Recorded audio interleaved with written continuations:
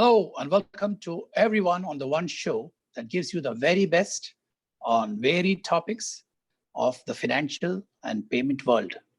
Welcome to Business and Banking Dialogue. I'm KK, your host, and I welcome all of you along with the entire EPS digital team, which brings the show across to you day after day. Ladies and gentlemen, in an era of low demand, rising NPAs, and unpredictable growth, what is the future of PSU banks? Will PSU banks bleed more or recover? Will PSU banks stop lending to NBFCs? Will the consolidation of PSU banks help? There are so many questions that come in front of us.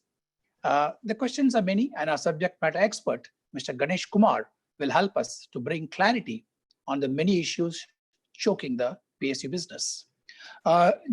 Just a quick word about Mr. Ganesh Kumar. He's the former chairman of IFTAS, and Mr. Ganesh Kumar was earlier ED of RBI and was instrumental in introducing MICR-based check truncation processing, RTGS, check truncation, and other electronic data interchange initiatives. These payment systems have made our lives much more easier and comfortable. We all use them almost daily, one way or the other. He's in the panel of our Business and Banking Dialogue and was our guest sometime before as a guest speaker. Sir, good afternoon to you, and good to have you again in our show, sir. Good afternoon. Good afternoon, KK. Nice to be with all of you on a slightly different topic. Let me see what we can try to make out in today's. Yeah. So the topic is 51 years of PSB nationalization. No looking back. Should we not look back and learn something, sir? Certainly, yes. We need to look back. I'm not too sure whether we need to actually look back. Maybe we can try to retrace our, it's just semantics. Anyway, I normally, whenever I talk about this space, about the progress of banking in the country, I actually put them in three buckets. Banking as can be classified the way the banking services were given. The pre-nationalization, which I typically characterize as class banking, that was a period that was characterized by a few banks offering specific tailor-made services to the clientele. So one could see a bank which met the requirements of perhaps the trading community, another bank which used to meet the requirements of a particular group of entrepreneurs, a bank which took care of the needs of perhaps the students or the people who wanted educational facilities, etc. So basically it was class banking, small group of customers, small number of banks, targeted type of banking product, and therefore it was more class-oriented. The nationalization brought in what I actually would classify it as mass banking, providing the services of banking at the doorstep of the entire citizens of the country. One has to actually take an evaluation as to whether it achieved its objective or whether the process to achieve it took a fairly long period of time. So we'll talk about it. So we'll talk about it. And then the last phase, which is the current phase. So we will try to do that. And then if you can start off the pointed discussions, then maybe we can take it forward. Yeah. So let's look back at that momentous year, 1969, the summer of 1969, that was a momentous year for the banking industry. Some say politics that trumped over economics. That summer is remembered in the Indian banking industry for the first round of nationalization of 14 banks, much against the wishes of the then FM, 14 banks were nationalized, Good, bad, that's for us to now look at, judge good things, bad things. Many say the governments have no business to be running banks. Has that one momentous stroke of pen of nationalization lived up to its expectations now? Okay, before I start off, the usual caveat which I always say, my views do not necessarily represent the organizations that I used to actually work for earlier. So don't construe them as the official views of those organizations. Absolutely. Because we are going to really talk about, a topic which has been hotly debated. I don't think the final word has yet come, and as PK was rightly hinting, whether it was politics over business or politics over countries' requirements. Well, one can go on that, but I would rather try to look at this as a glass which is half full. So let's look at the positive sides. We can spend a little bit of time about the negative things. Even there, I would like to look at some of those challenges which were there, which perhaps we couldn't achieve, and how do we try to make them into opportunities now. So the diehard optimist that I am, I would like to actually look at it at a positive way. Yes, KK, it was a momentous thing that was done. But then there was a precedent of this type earlier in the form of the nationalization of the insurance sector, which had happened a little earlier. So it was not totally something for the first time in the country for the public sector to take over. Yes, whether the government should run banks, it's a divided house there. But if you look at it in retrospect, one of the things that has happened, at least in the Indian context, is the growth of banking business across the citizens of the country, the common man of the country. I would actually say that has happened because of the tacit support or the tacit undertaking or whatever you call of the government being there. In fact, if we fast forward, instead of 51 years, if we fast forward, let's say 30 years, towards the late 90s, roughly around 3 decades after nationalization, the first wave of, nationalization, there was, if some of you may recall, there were a few cases where one wouldn't call them run on the banks, but there were situations where banks were finding themselves in positions which were not very comfortable for them to operate.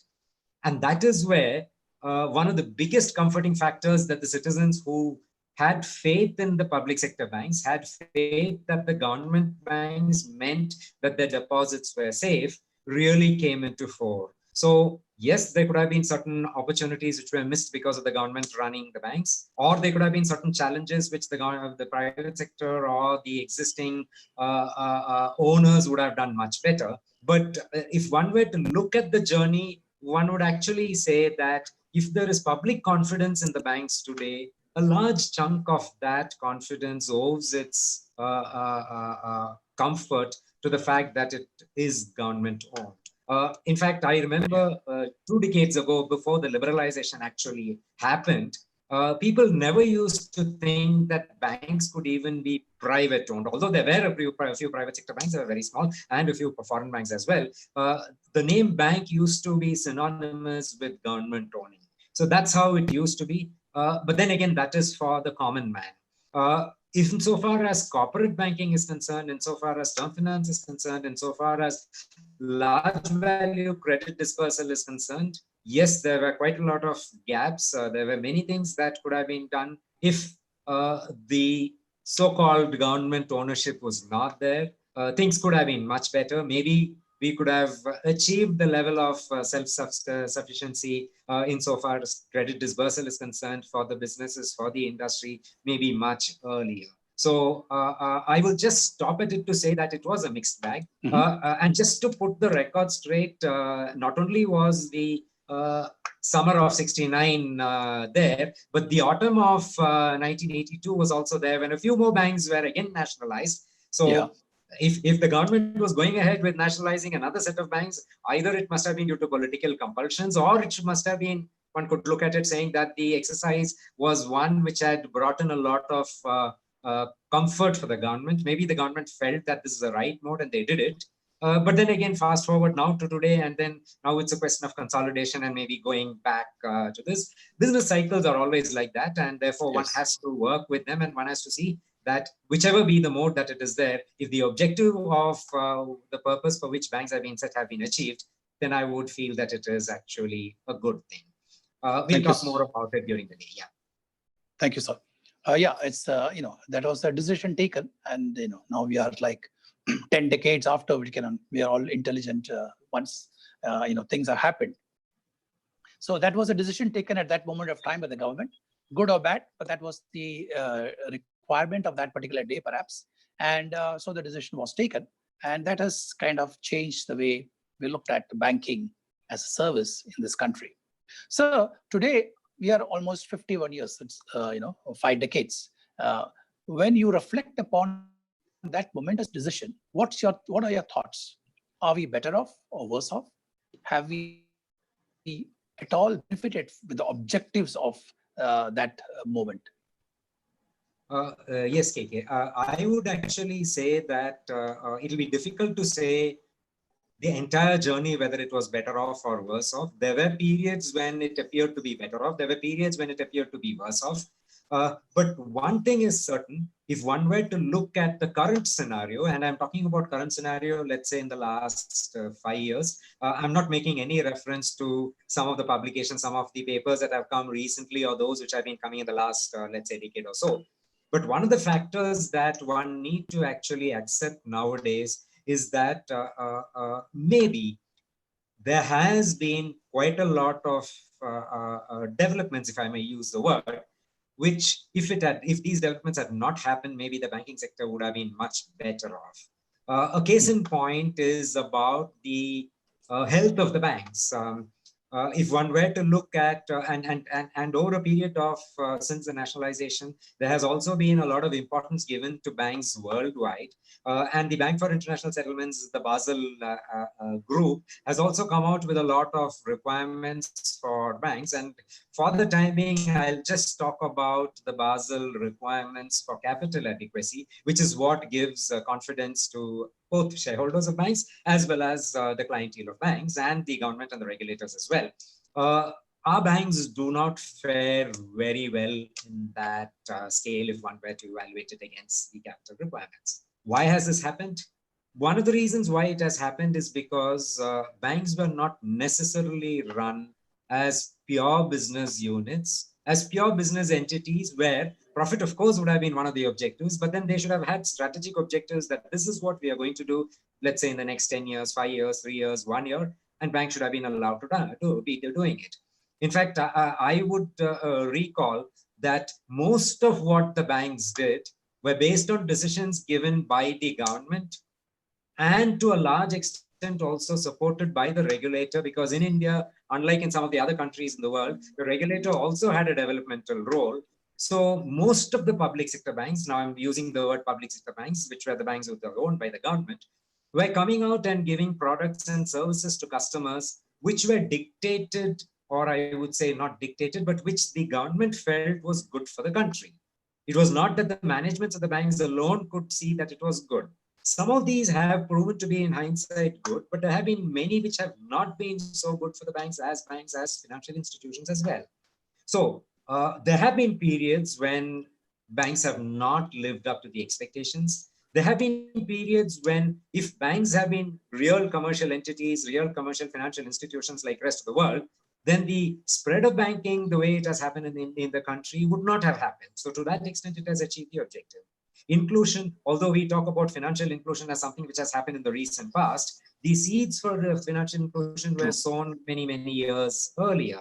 May not be the way it has been achieved in the recent past, but at least that people knew that there were banks. A simple indicator is the number of bank branches in 1969 versus number of bank branches, let's say, I'm not even talking about the 2000s, but before the liberalization started in the early 90s, 91, 92, 93.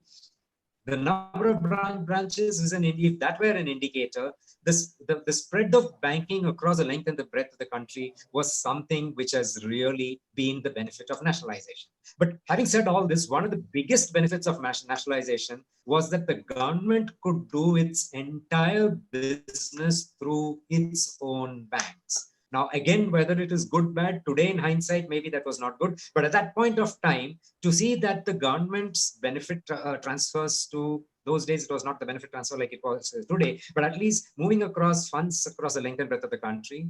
The biggest employer those days was the government. To ensure that money went to the states, went down to the district level, down to the tehsil level, down to the village level, block level, was something which the public sector banks did. If one had taken pure economics or pure business considerations, these would have been totally unprofitable areas and it wouldn't have happened. So the government did achieve quite a lot of things that they wanted. Maybe the banks didn't as banks. But then if you were looking at it from a social perspective, from an economic perspective for the country as a whole, maybe that was what that was done. I'll add one more point, and maybe we'll talk about that a little later. In addition to the commercial banks, there were also the term financial institutions, term lending institutions which were set up by the government. So a healthy cooperation between these term financial institutions and the banks actually started bringing the country on the wave towards a larger degree of industrialization, making available capital to the sectors that were needed. Of course, the government decided what sector.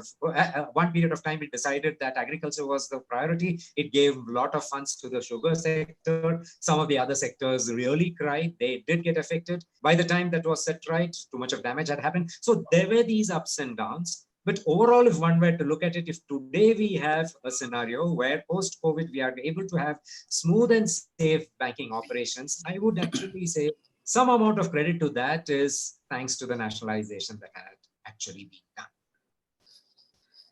Thank you. Absolutely. There is no doubt about that. I think today, if we are able to say that we are able to accelerate rural economic development, it's the current dispensation is using the trinity of jam. And had the platform not been put before, I think we would have found it difficult. Also, currently the problem of migrant laborers, if you look at it, the direct benefit transfers that can happen now directly, wouldn't have happened. So surely there is this thing. And like you pointed out, sir, Term Financial Institute plus the PSBs have brought in a lot of industrial advancement, revolution, whatever you call it. But sir, I look at one of the objectives of the nationalization.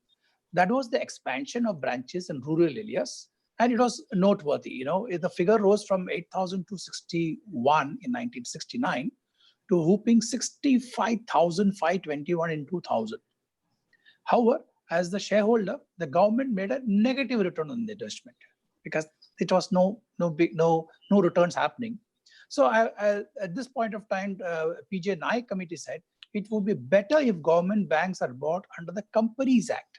That would allow them to improve their functioning while still meeting the requirements of the nationalized banks. So your thoughts, briefly. All right. Fair point, actually. See, one of the things, and that is where one has to look at government as an owner. One of the things that any shareholder or a stakeholder, or even an owner, in case let us assume that it is a sole proprietorship or a partnership firm, is to see that the owner has put in money typically to get some amount of returns. KK, you're absolutely right. For a long period of time, the government was getting negative returns, but that position changed. And there, I would actually look at, again, looking at it in hindsight, yes, this was not commercially one of the best things that had to be done.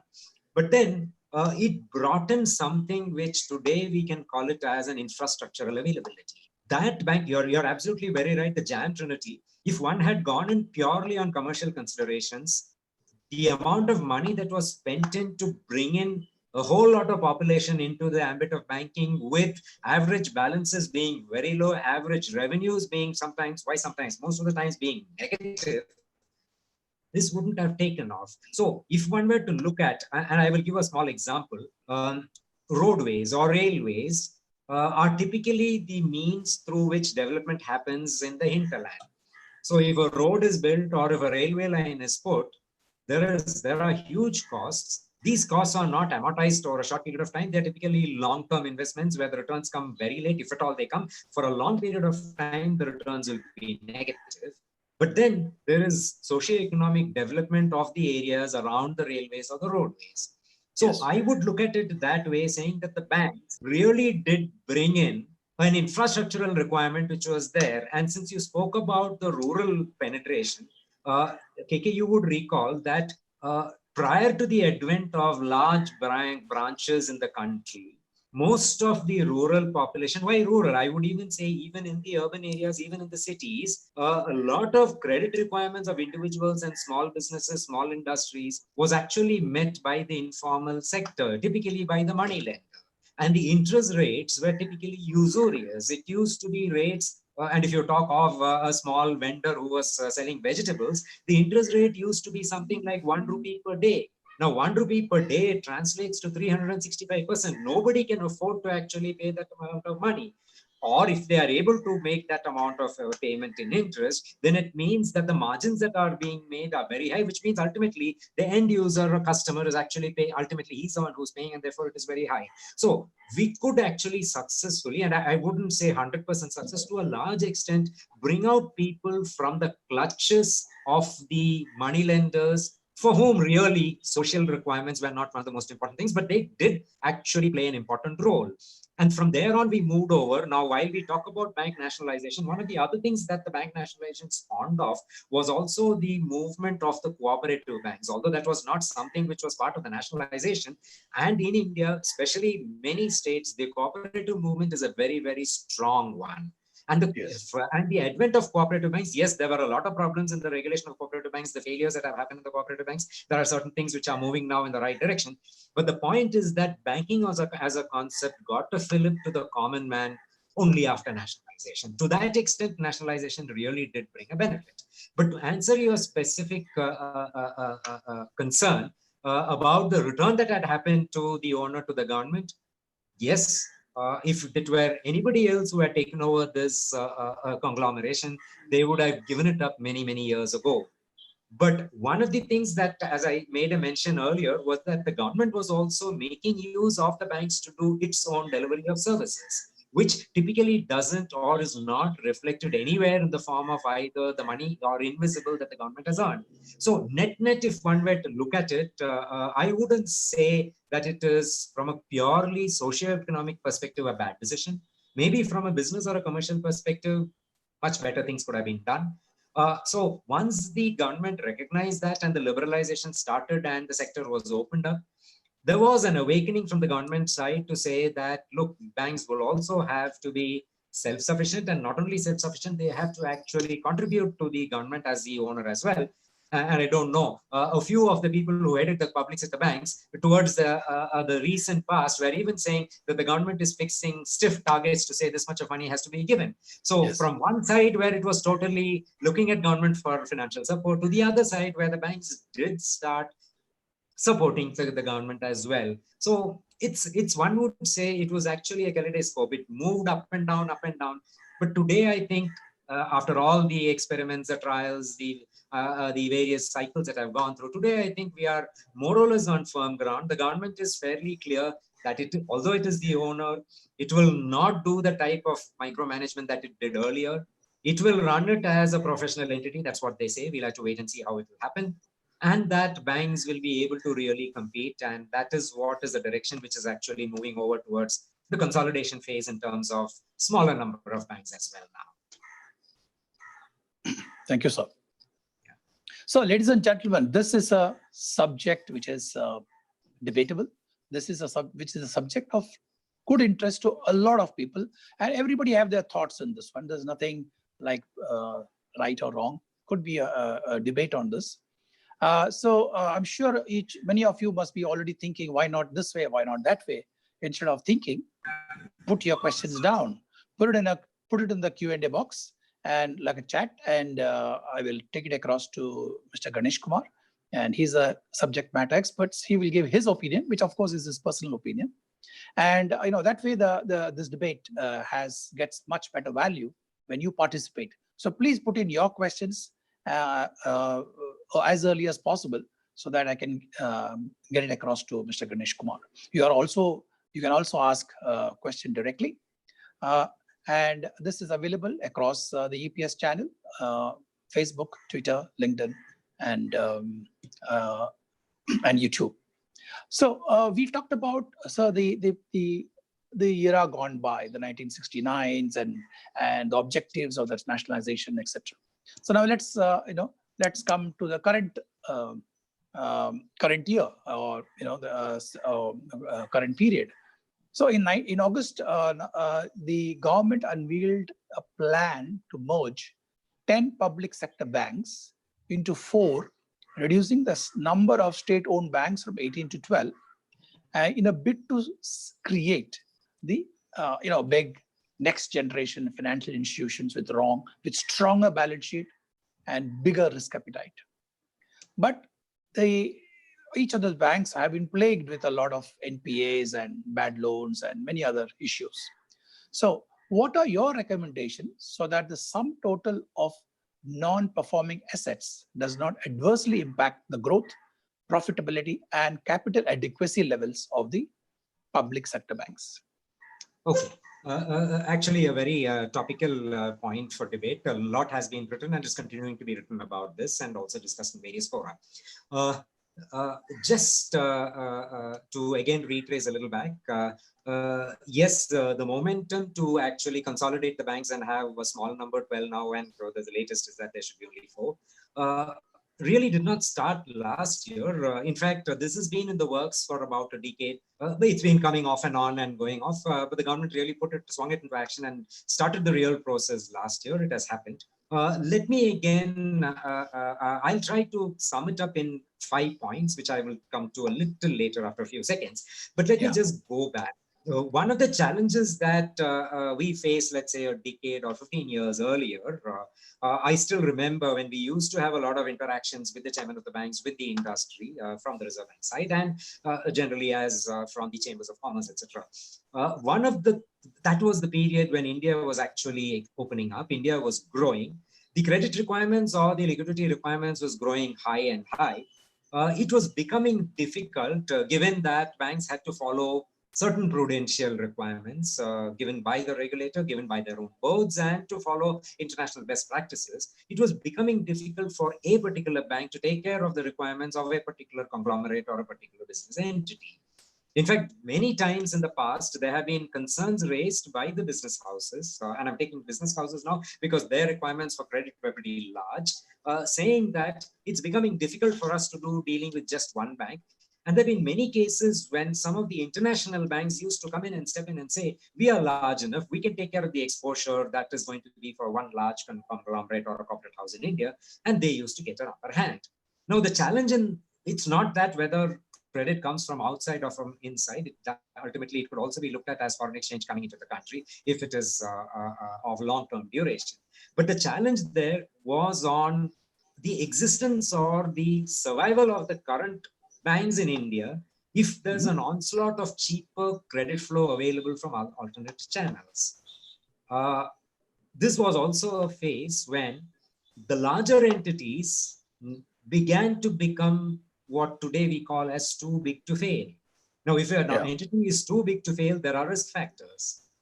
It is also an advantage to that entity that it can possibly take care of the requirements of a large population in the country, but it could also kill competitive forces. So while one had to actually look at, economics will call this oligopoly in some sense, we'll have to take care of ensuring that the right mix or the right number of banks is available, which ensures that there is competition, there is differentiation of services, and that in the ultimate analysis, the customer gets the best services at the affordable and the most effective rates. The banks are able to provide services which meet their aspirations and those of their stakeholders and shareholders. And that at the end of it, this brings in economic development as well.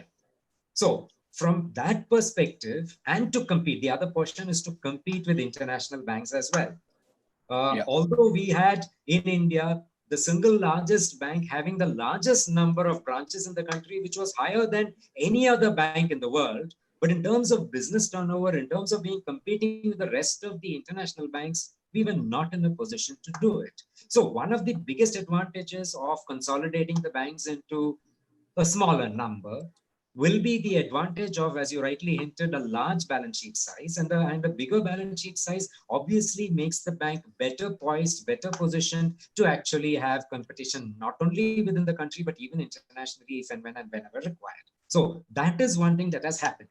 Yeah, you spoke about the right thing about the NPAs. This has been something we can have a separate session on NPAs, so I'm not going much into about the etymology of NPAs. But yes, today we are at crossroads where banks have to actually get over that bad phase which has come over. Things have started. The advent of the asset reconstruction companies, ARCs, the discussion about a bad bank seems to have died down now. But anyway, those things are also there. So that has actually helped up the banks. So one of the things that is now happening is that thanks to the focused attention which is given both by the government and the regulator in one side and the bank managements on the other, today, management of the bank capital, which is available, which is scarce, is much better. Taking care of the assets of the banks and the liability position is much better. In fact, one of the things that banks never used to give much importance was to ensure that asset liability management, in fact, most of the time, the public sector banks, the asset liability mismatch used to be higher than the asset liability match. No organization, at least a financial institution, can survive if there is a mismatch of this type.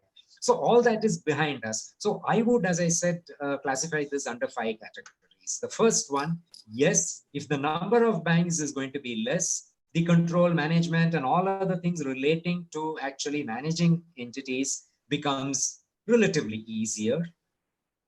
2, and that's the most important thing, is that there is better management of the capital, because capital is something which is scarce in this area. We are seeing green shoots now, even though COVID is there. So better management of capital is there, and better utilization of the capital for the productive purposes which the banks are intended to do will be there. So that's the second one. The third one is that, especially in some pockets in the country, there is actually overbanking. And what do I mean by overbanking? You will find that there are multiple bank branches competing to get the same small number of customers across to each of them. The customer may get benefits out of this, but in the long run, it's not going to help any of the banks. So it is something like what was happening in the telecom sector till recently, when the average revenue per telecom subscriber was so low that none of the telecom units, telecom companies were making real profits that way. So the same thing shouldn't happen to banks. And therefore, this over availability of banking services in certain pockets and total non-availability or under-availability in the rest of the pockets hopefully will get addressed. So that's the second one which is there. And therefore, rationalization of banking service availability is one thing which will happen. The third and the most important thing is evaluation of banking facilities in a country is typically done not only in terms of the financial services sector as a whole, but also in terms of each bank's capability, each bank's ratings, each bank's rankings, and each bank's performance. A large number of small banks, the sum total of the performance might be good, but then individual performance really is not very good. And therefore, each bank is not positioned or ranked in a manner which will help it to have certain facilities done either nationally or internationally. So that is something that they will get. And the fifth major advantage is going to be that each bank in India has got certain niche advantages. They've got certain disadvantages as well. A marriage across all these will ensure that the best things of one bank are shared with the best things of the other bank. So the net result is that you have, let us say, 4 banks which are very good in certain areas. All the 4 come together. There you get that the synergy of the sum total is much bigger than the sum total of all its parts. And that's a big advantage. Management students will agree with me that this synergy, if run well, will actually provide a win-win situation to the shareholder, to the customer, and to the banks as well. So to this extent, to this end, the next few months are going to be very crucial. These banks which have now merged will have to quickly reinvent themselves, will have to quickly see that they offer products and services which they could compete with one another, but at the same time, they'll have to also ensure that there is differentiation, that the customer gets what he wants, all with an eye on ensuring that there is shareholder value and stakeholder value and customer value as well. So some of these things are what the government is trying to actually make the banks do. We are seeing that some of the banks are moving towards this direction. It's a little too early to predict, but I'm sure that given the way they are going ahead now, I think in the near future, once we have the first next year's balance sheet, then we see it, I think things should be really greening up for the banking sector in the country. Good, sir. Thank you. So actually, there is a question from YouTube already saying that you talked about these 5 pillars or 5 points. So, and you've talked about the niche banking. So the niche area, each bank may have a niche area. And so that, so his question is, or his or her question is, were these considered while saying that this and this bank has to be consolidated, or was there some other rationale? Okay. As an individual citizen, I can be very open. And honestly, I was not involved in the discussion, so I can hazard some questions. But having been involved with the direction of the discussions that used to happen, yes, this was one of the factors which was taken into account. So if there are two banks which are merged, and this is not only now, in fact, you can even go back and see when there were problems with a few banks, and there were moratorium orders issued. I'm talking of in the last 20 years, when banks had to be merged. One of the most important things that was being looked at is, I don't know whether it happens in all Indian marriages, where it is not that the bride and the bridegroom are actually evaluated to see whether they are compatible. Many times they are not, but they become compatible. So here also there could be some areas where perhaps things may not work out the way it was done. But yes, it is one of those factors which is taken into account to see that the positive thing of one bank takes care of or offsets the negative thing of the other bank, and therefore it is taken into account. In addition, before I am asked another question, it is not only these gap analysis which are done to ensure that the mergers take place, but it is also evaluated to see whether there is a lot of similarities across these banks. For example, whether the business operations, the processes, the standard operating procedures, the IT platforms, the processes and procedures are similar. They need not be exactly the same. They are similar, so that without much business process re-engineering, business can continue. And that is why you will find, let's say, for example, when Union Bank today has Andhra Bank and Corporation Bank under its fold, the customers of these three banks can still continue to transact seamlessly as if they were transacting with their own same bank earlier, without having to worry about the merger affecting their business even temporarily. So yes, the answer is these are taken into account and taken, but I must also add, one of the most important things that is taken into account when all these mergers happen is also the health and the financials. So that is also another important thing which is taken, because it doesn't make sense just to merge two very healthy banks and make them as one bank, just as an example, and to merge two very unhealthy banks and say they work, it's a recipe for disaster. So that's also another factor which is taken into account. And that's what is done in any merger and acquisition. Thank you. Thank you, YouTuber, for asking that question. So like Ganesh sir is saying, it's like a marriage. Make them marry and they'll find their way to stability. So could be one factor out there. Just recently, not very recently, but 2014, PJ Naik panel had recommended privatization of public sector banks. Similarly, a couple of economists have expressed that for a healthy banking system in India should have a large participation of private players. Is privatization the solution, or the current problems faced by the PSBs?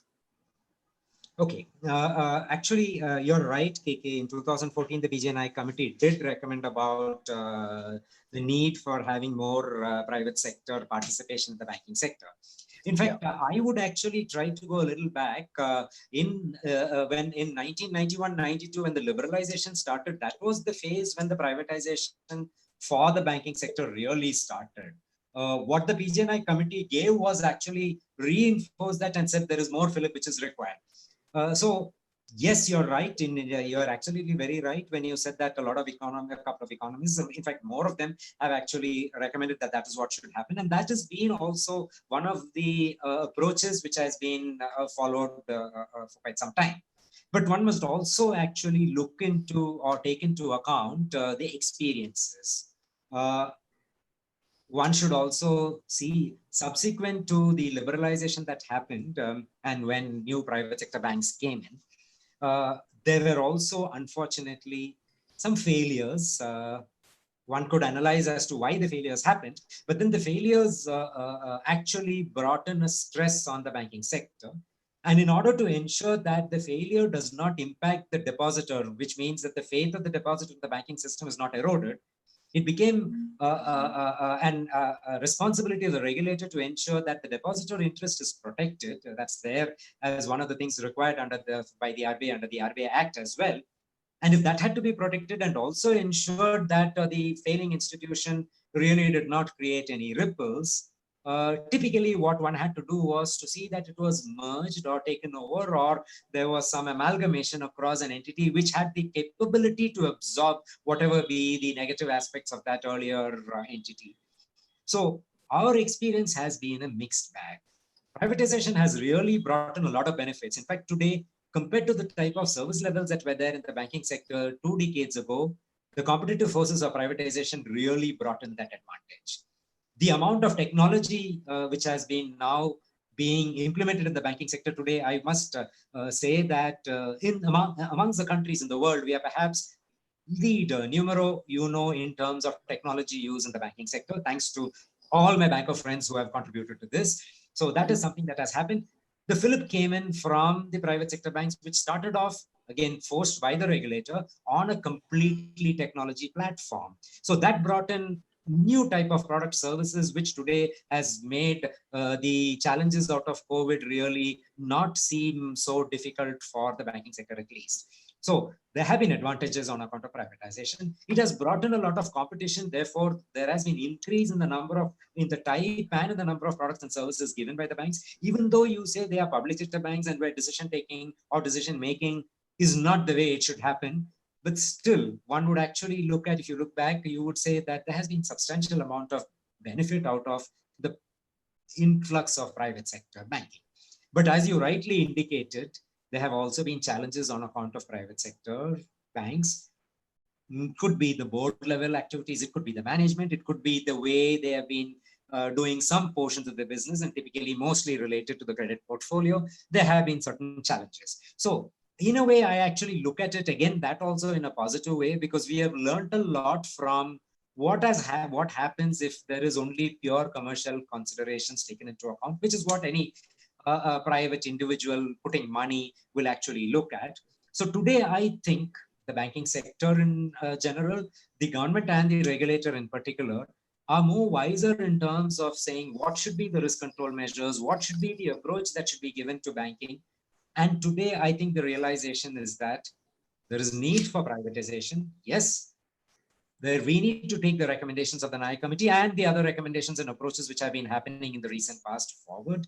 And to this extent, some of you must have also seen that there is still a focus to say that from 12, where the bank is going to go down to 4, and that going down to 4, the capital influx is not going to be through the government, but that banks are going to be actually allowed to actually tap the market and then bring in capital, which means the government control is going to come down. So yes, it's not going to be 100% privatization straight away, but it's going to be in a phased manner. Now, how many phases, how quick they are going to do it, one has to wait and see. But I think we are going to achieve that objective. May not be saying that it will be completely market driven and completely privatized, but maybe, again, typical of the Indian style, maybe a blend in a wait and watch approach. But I think the end goal post is towards that one.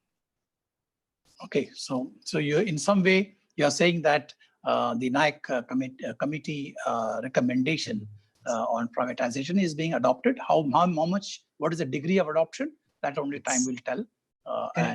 So that's a fair point, sir. So yes.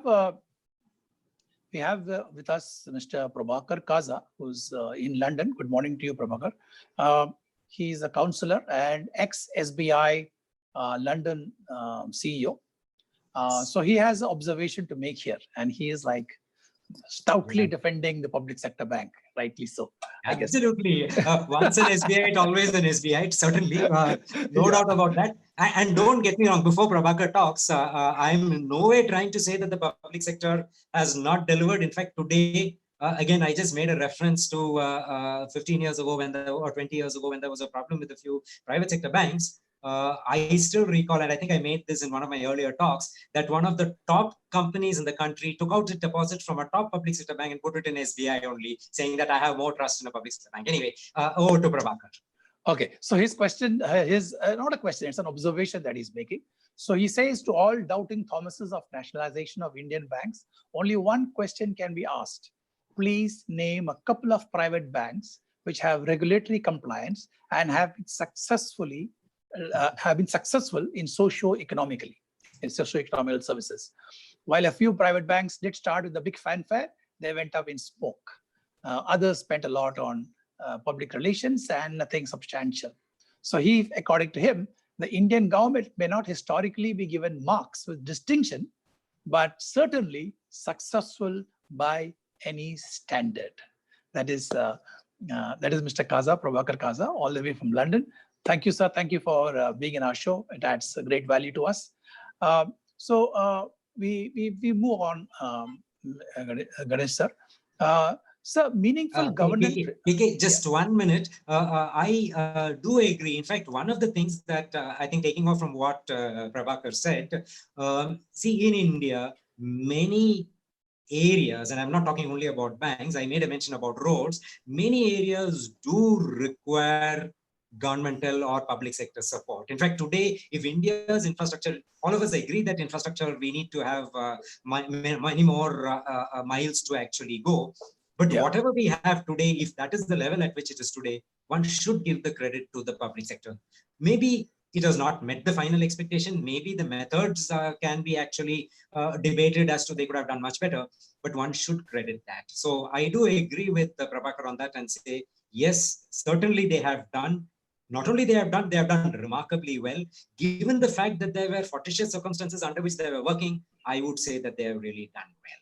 But changing market forces, changing socioeconomic conditions, changing trends world over, I think we need to have a blend in the future. Yes, KK.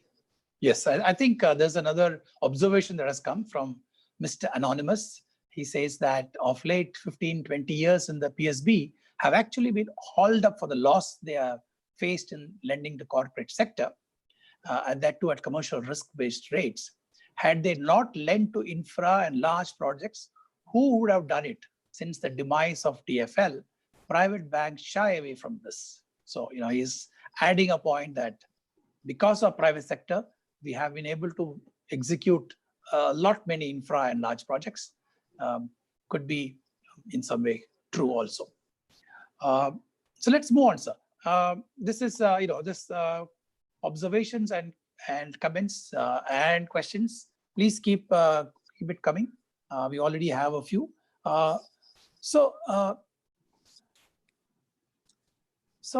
my question to you, next question to you is meaningful governance reforms, total operational autonomy, and capital support is a need of the hour to revitalize the public sector banks. We all are aware of that. And we also are aware of what ails the public sector banks.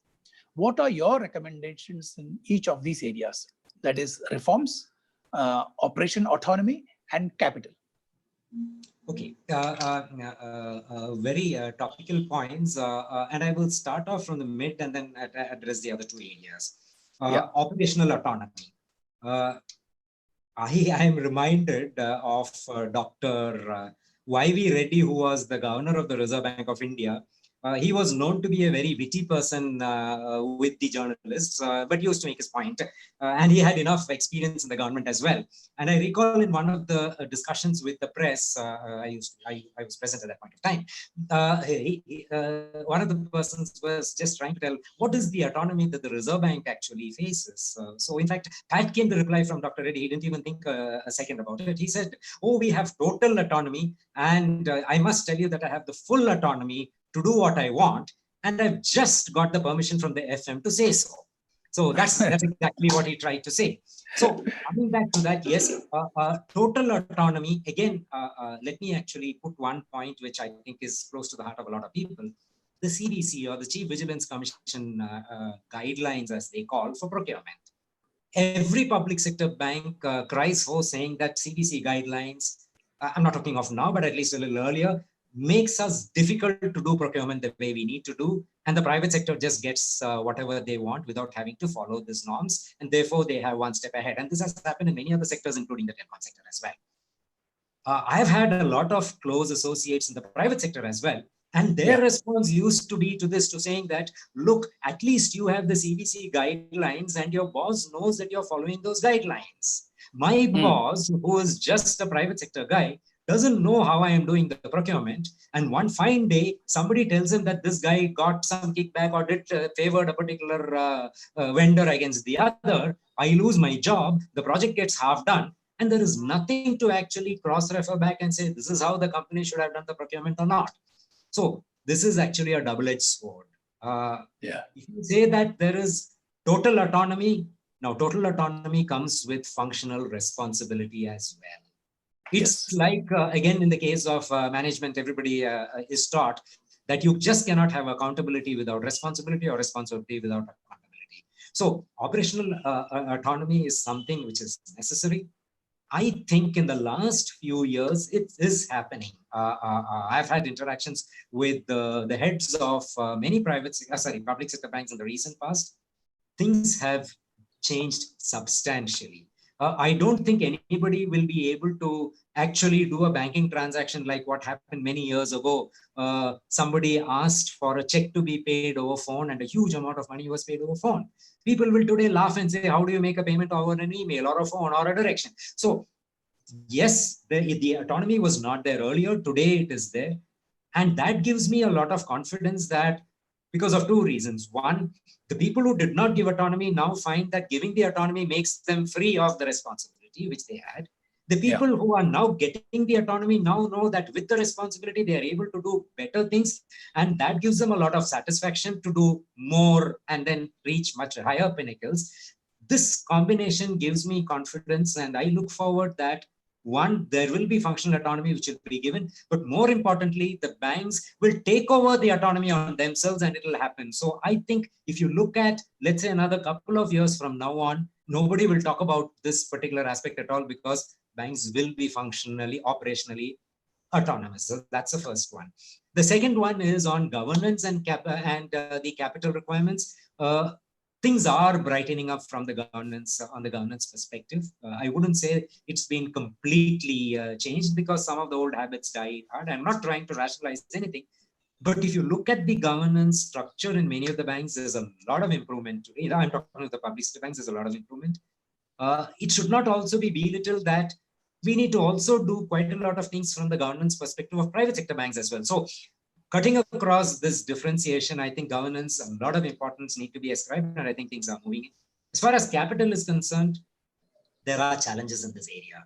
The government has to do, as the owner, the government has to put in capital, but then the government also needs to ensure that money is available to sectors which the government thinks is necessary, which the economy cries for.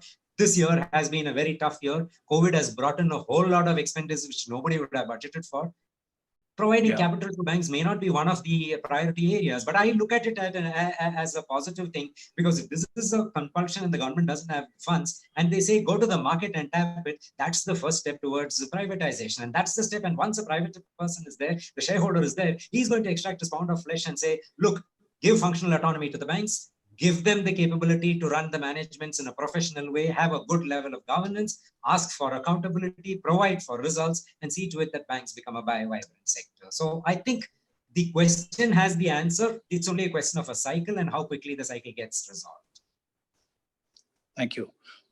We have another observation. A true diehard fan of PSB, I would say. It says during this pandemic, many of the corporates moved their funds from private sector to State Bank of India, actually. Also, the interest rates and the nepotism in the private sector banks, you will hardly find that in PSU banks. Okay, could be. That's his personal thought. The PSU bank should outside the ambit of politicians and bureaucrats, then most of the PSU banks will do very well.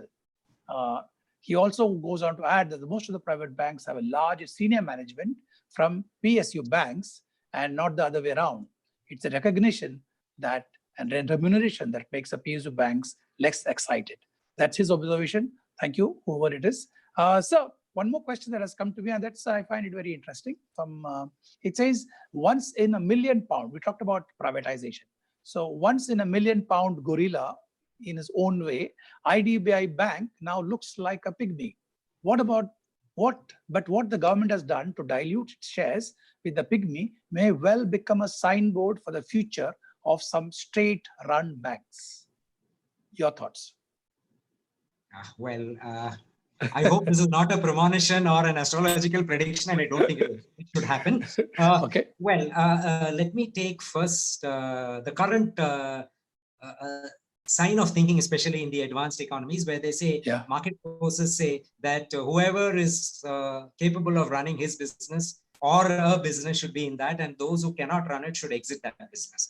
I don't necessarily subscribe to that, but at any case, if you look at it that way, if somebody is making huge amount of losses and is not able to sustain himself in a business, forcing that entity to continue in that business is not going to be beneficial either for that entity or for the stakeholders or for anybody else. So while I'm not attributing anything to what happened in the case of IDBI Bank, in fact, that's again a case study of how many things should not be done.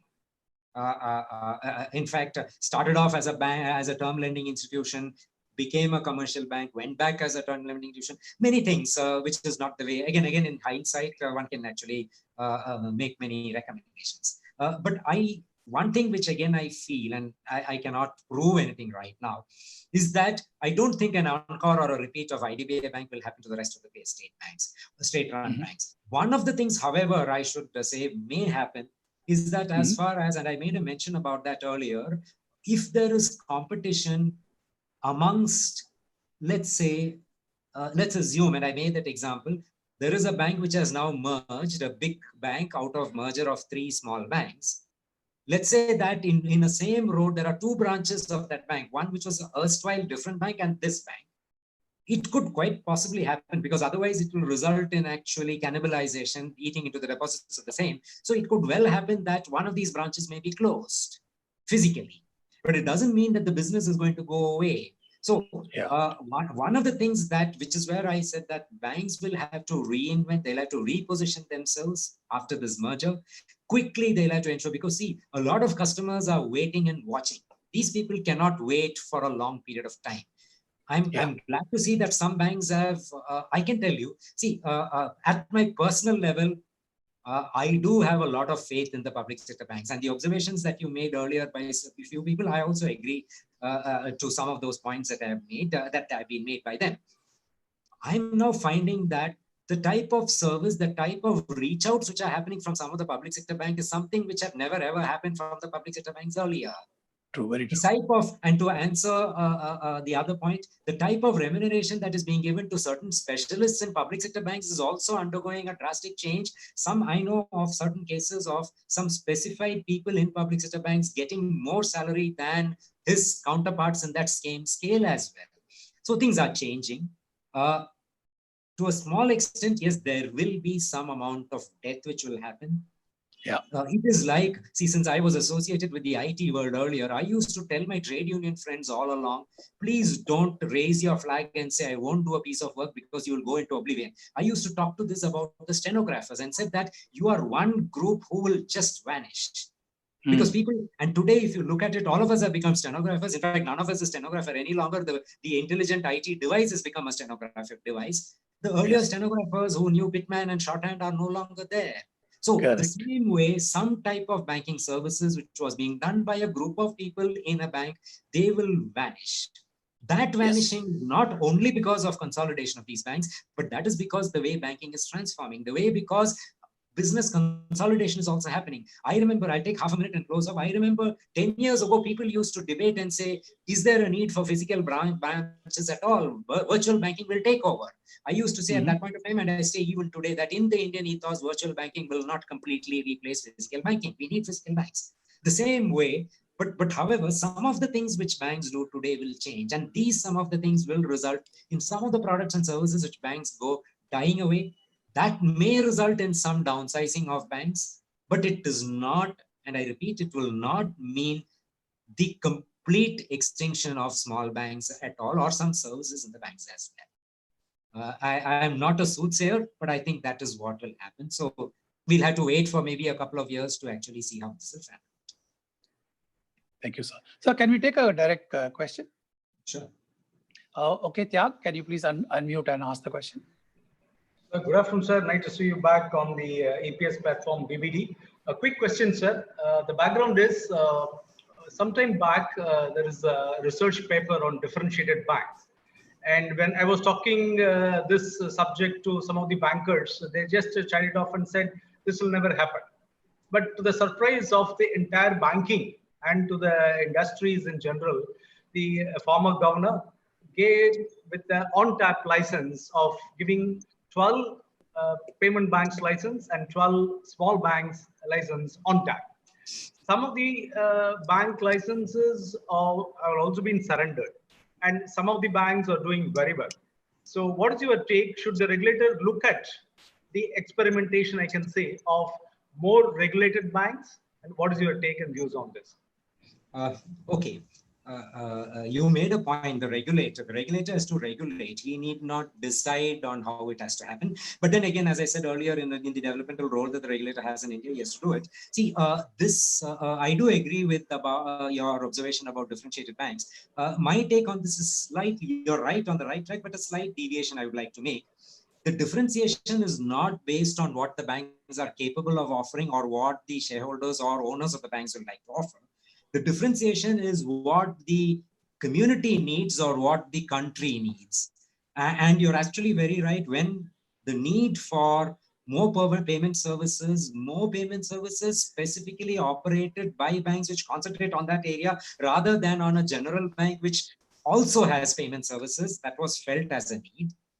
And the need for providing microfinance, which is when the small banks came. So I still feel that if there are specific niche areas which are required for the community, for the citizens, for the country, for the economy, the regulator will not have any hesitation in providing an opportunity for the differentiated banking service for this. So it's going to be typical. Again, those of you who have done marketing would have studied this. Is it a want or is it a need? Okay, a need is something which is more physiological, something which is essential. Without it, people cannot survive. A want is something which can be created. So if a differentiated banking service is going to be similar to a want, I think the regulator may not be having much unless that want becomes a need, or if there's a need which transforms itself into a want. So I would actually conclude by saying, yes, many more such things can happen. And just because something has been differentiated and started, like you rightly said, some of the payment banks did surrender the licenses.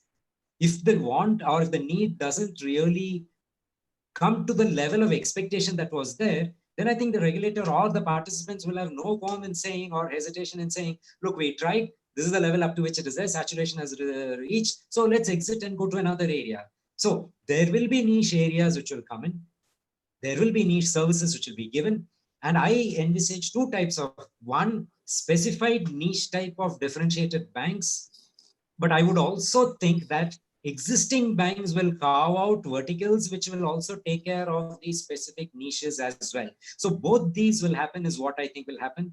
And it is not that each differentiated activity will just be a bank by itself, because then sometimes it cannot sustain. It requires cross subsidies and things of that kind. Thank you, sir. Thank you so much. Thank you. So it's past the hour, but I would like to ask a final question to you, sir, if you please permit.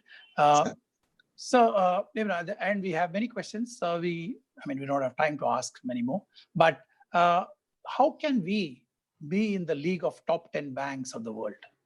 We have to be, because we're one of the biggest economies of the world, one of them. And, but still we are nowhere in the top 10. Okay. See, today, in fact, let me again go back to an example which I hinted at earlier. A large conglomerate in India wants, let's say, a huge amount of credit. The small banks or the banks as it were, let's say, 10 years ago, couldn't meet their requirements. And each one was able to only provide a small amount, syndicated loans or being part of a group or consortium-led financing really didn't help. So that gave an opportunity to an external bank to come and say, look, I have the capability to give this facility to you individually, and they were coming in. Today, you're absolutely very right. We are a very large economy. When you're a very large economy, the requirements for credit is going to be large even within our domestic shores. And in fact, you made a point about the PJ&I committee saying that banks have to be companies. They are companies, but companies of a different type. But anyway, the movement as I look at it will be that with the consolidation of the public sector banks that is happening now, banks in India will become bigger in size. When they are bigger in size, they will be able to take care of the requirements of the domestic institutions, domestic business entities with relative ease than what it was before. That's the first one. The second one, with India becoming rapid economy, a lot of investment is going to happen in India. And if a lot of investment is going to happen in India, this is going to happen through Indian banks. And this is where one thing which has to happen is that we need to have, as Indian banks, and I want you, once you become bigger banks, their ratings and the other evaluation criteria become better. And once that become better, there will be more tie-ups, more rational relationships with other banks as well. And in fact, I would think that, in fact, I can go to that example. At one point of time, we were actually looking up to the West and Europe and Japan for establishing companies to manufacture cars in India. A few years ago, we had the capability to buy out troubled car makers in Europe. The same thing happened in steel. And I'm sure that bankers are not wanting in that as well. I'm not too sure when it will happen, but I'm very optimistic that quickly we will be starting to hear that our Indian banks are starting to buy out foreign banks. We need a lot of changes in regulation, changes in government norms, changes in the rest of the world as well. But once India becomes a bigger economy, this will happen. And if that starts to happen, I'm finding green shoots of that type happening at small levels now. If that happens, then we have started giving the competitive boot to the rest of the banks in the world. And that brings us to one, we have larger banks in India. We have bigger banks with higher capital. We have better rating banks.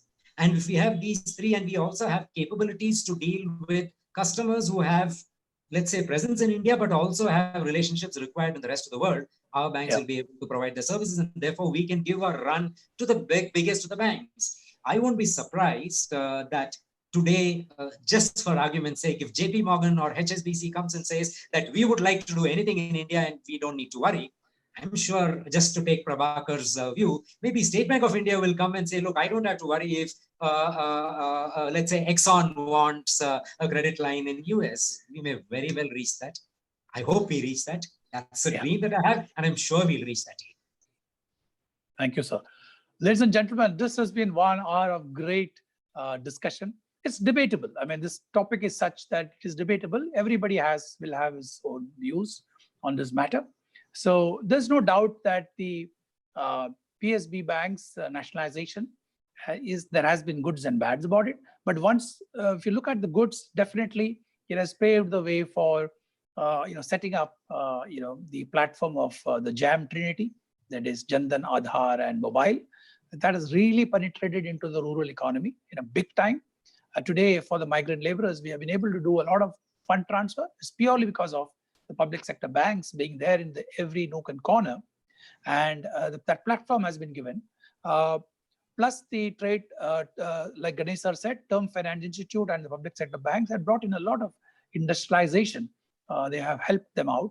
He also mentioned five things that he feels should be done. Less banks control, that is, control should be lesser so that they are able to have more autonomy, better management of capital and better utilization of capital.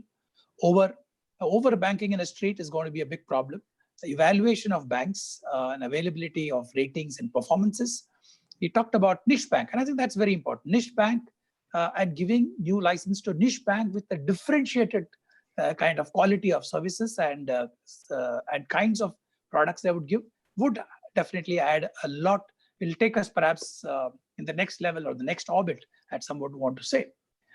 So with that, I draw a conclusion to today's very, very informative discussion on our business and banking dialogue.